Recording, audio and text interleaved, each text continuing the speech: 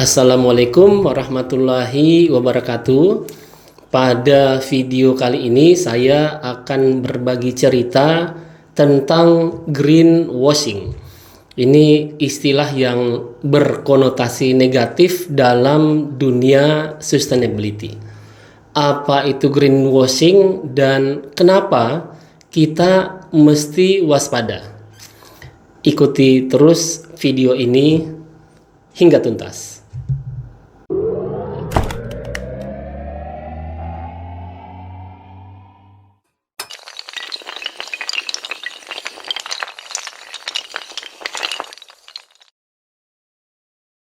Istilah greenwashing sepertinya terinspirasi dari kata brainwashing, yaitu suatu teknik yang dirancang untuk memanipulasi pikiran dan tindakan manusia.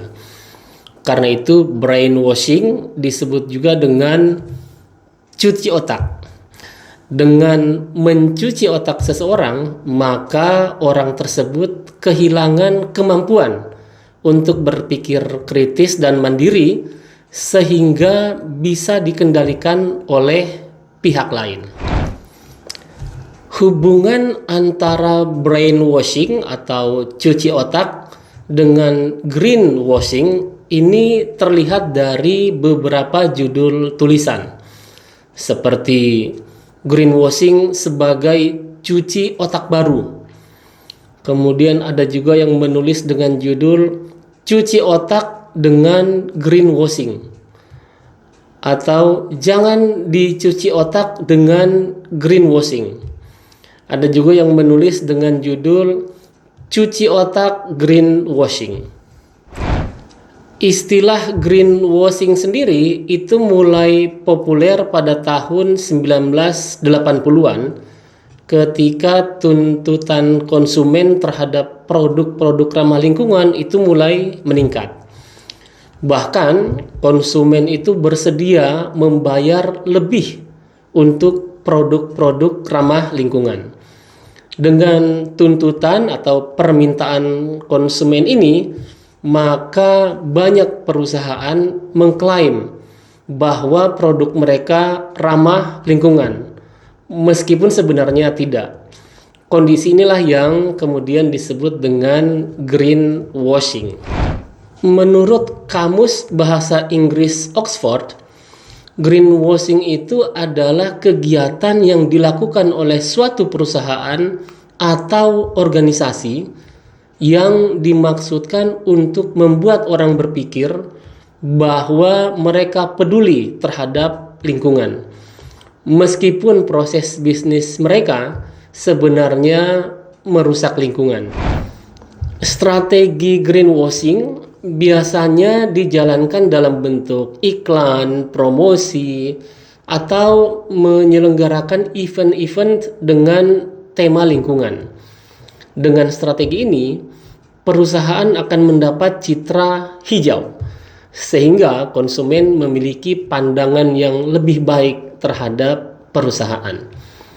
Padahal pada kenyataannya, perusahaan justru melakukan proses bisnis yang sebaliknya. Tentu saja kalau perusahaan melakukan kampanye hijau dan proses bisnisnya juga hijau, maka perusahaan tersebut tidak masuk dalam kategori greenwashing. Pada kesempatan ini saya akan menyampaikan 3 contoh strategi greenwashing yang dilakukan oleh perusahaan. Contoh pertama, greenwashing yang dilakukan oleh sebuah perusahaan otomotif. Perusahaan ini menggunakan perangkat lunak untuk mencurangi uji emisi.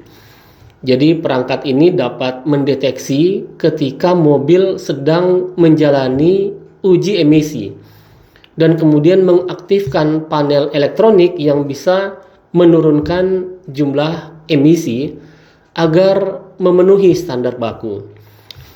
Padahal dalam penggunaan sehari-hari, mobil ini mengeluarkan emisi yang besarnya 40 kali lebih besar dari standar baku. Perusahaan ini kemudian mengklaim dalam marketingnya bahwa mobil ini sebagai mobil rendah emisi. Tentu saja mobil ini langsung laku keras di pasaran dunia.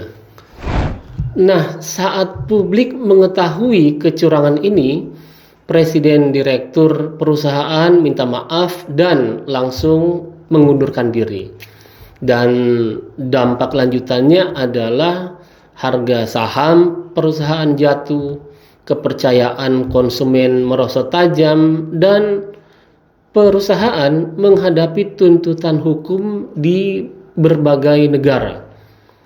Total kerugian akibat kecurangan greenwashing ini diperkirakan mencapai 35 miliar US dollar. Bisa dihitung sendiri berapa triliun kalau dirupiahkan. Contoh kedua, greenwashing yang dilakukan oleh perusahaan keuangan. Jadi perusahaan ini mempublikasikan bahwa mereka hanya berinvestasi pada bisnis-bisnis yang berupaya menangani perubahan iklim. Dalam materi pemasarannya, perusahaan juga mengklaim bahwa investasi mereka pada sektor batubara itu sebesar 0%. Bahkan mereka mengklaim tidak berinvestasi pada bisnis yang menerima keuntungan dari pertambangan batubara. Beberapa pihak menganggap klaim ini tidak sesuai dengan kenyataan dan menyesatkan para investor. Saat ini perusahaan sedang dalam proses investigasi oleh otoritas keuangan untuk membuktikan apakah terjadi atau tidak tindakan melakukan kebohongan publik alias greenwashing. Contoh ketiga, greenwashing yang dilakukan oleh perusahaan minuman. Perusahaan ini mengumumkan bahwa pada tahun 2030 semua botol minuman yang telah terpakai akan diambil dan digunakan kembali, sehingga tidak ada yang berakhir sebagai sampah. Perusahaan juga mengklaim telah meluncurkan botol minuman yang terbuat dari 100% plastik daur ulang. Klaim perusahaan ini dianggap sebagai greenwashing dan saat ini sedang menghadapi gugatan hukum. Pertanyaannya kemudian adalah bagaimana cara mencegah terjadinya greenwashing?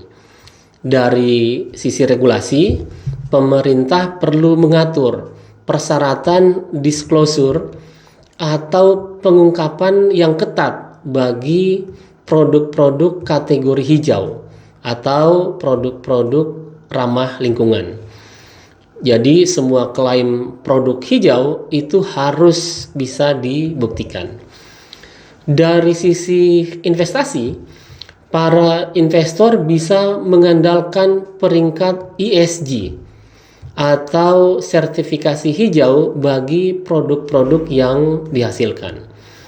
Sementara dari sisi konsumen, ini menurut Green Business Bureau, ada beberapa tanda kalau perusahaan melakukan greenwashing, seperti menggunakan istilah atau slogan yang samar terkait dengan pelestarian lingkungan, menggunakan citra alami, kurangnya transparansi dari klaim hijau yang disampaikan, dan materi promosi hijau tidak relevan atau terlalu menyederhanakan. Pesan moral dari cerita ini adalah perusahaan perlu rendah hati dalam perjalanan menjadi perusahaan yang betul-betul hijau atau sustainable. Dan ketika itu sudah terjadi, jangan khawatir, konsumen akan mendengarnya dengan jelas. Begitulah cerita tentang greenwashing. Nantikan terus video berikutnya dan tetap semangat.